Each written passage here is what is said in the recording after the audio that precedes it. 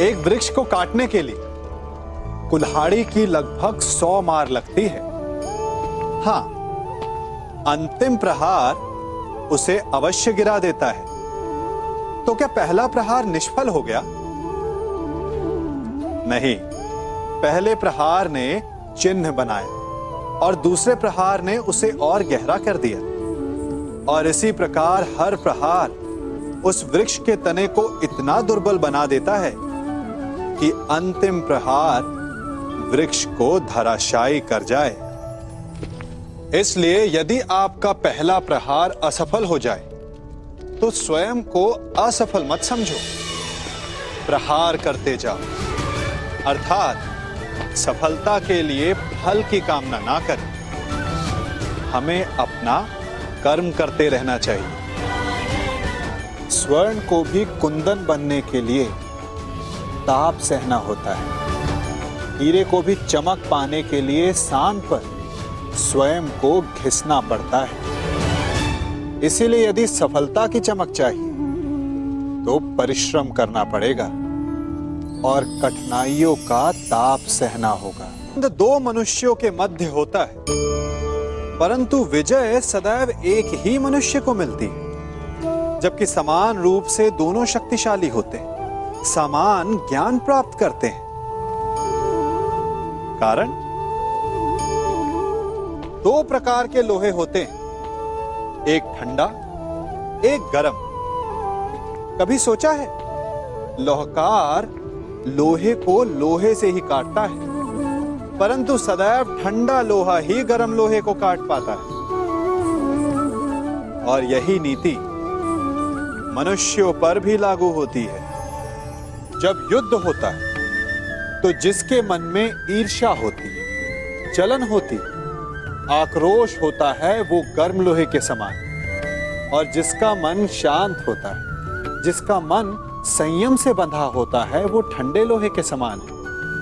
और वही ईर्ष्या और द्वेष नामक गर्म लोहे को काट सकता है। इसलिए यदि जीवन के संग्राम में विजय प्राप्त करनी है तो अपने मन को शांत रखें। चूंकि गर्म लोहे की भांति ईर्ष्या और क्रोध जैसे भाव को रखने वाला मनुष्य सदैव शांत स्वभाव के मनुष्य के समक्ष निर्बल है। शक्ति ईर्ष्या और क्रोध में नहीं, शांति और संयम में है। इन पक्षियों को देख रहे हैं आप?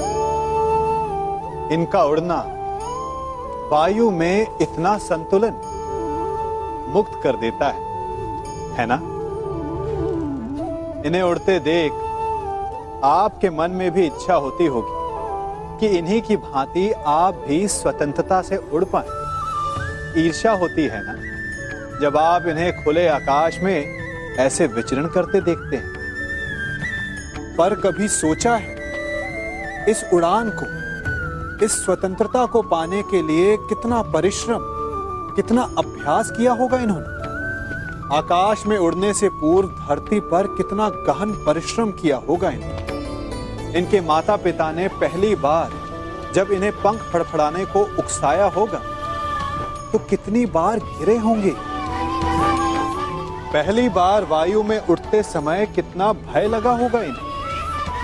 अपनी पहली उड़ान के पश्चात धरती पर उतरते समय गिरकर कितनी चोट खाई होगी। इस उड़ान का, इस स्वतंत्रता का ये मूल है। यदि आप ये दे सकते हैं तो अवश्य आप भी इस स्वतंत्रता को पा सकते हैं।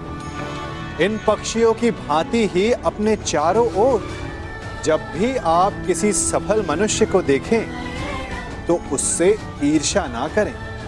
उसके परिश्रम और पीड़ा को समझने का प्रयास करें जो उसने यहां तक पहुंचने में पाई है।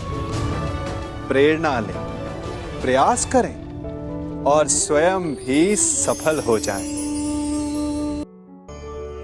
इस बांसुरी को देख रहे हैं आप? इसकी मधुर धुन सुनकर हर कोई मुग्ध हो जाता है, परंतु इसकी उस पीड़ा को कोई नहीं समझ सकता जो इसने बांस से बांसुरी बनने में पाई है।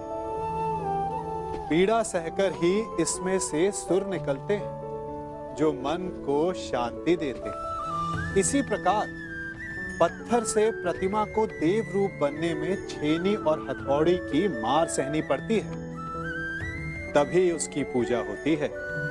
बात यह है कि निर्माण के लिए स्वयं के टूटने का विज्ञान बहुत ही आवश्यक है। जब टूटकर चूर हो जाओगे तभी नया अस्तित्व पाओगे। अर्थात शक्ति पाने से पूर्व पीड़ा का भोग करना आवश्यक है। यदि पीड़ा से भागोगे तो शक्ति नहीं पाओगे। अभी आप पर निर्भर करता है कि आपको बांस बनकर रहना है या बांसुरी, पत्थर बनकर रहना है या प्रतिमा के रूप में सजना है। यह निर्णय आपका है।